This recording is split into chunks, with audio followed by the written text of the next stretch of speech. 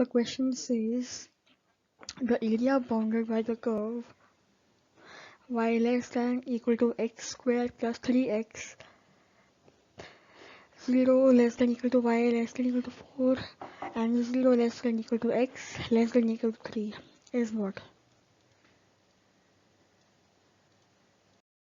The graph of the equation y equal to x squared plus 3x will be this.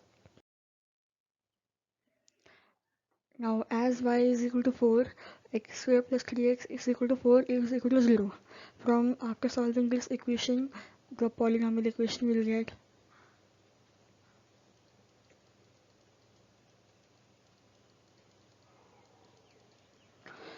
so we'll get two solutions, x equal to 1 and x equal to minus 4.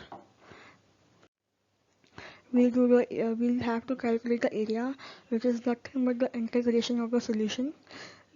So x squared integration is x cube upon 3, basically increasing the power of the variable, and similarly 3x integration will be 3x squared upon 2.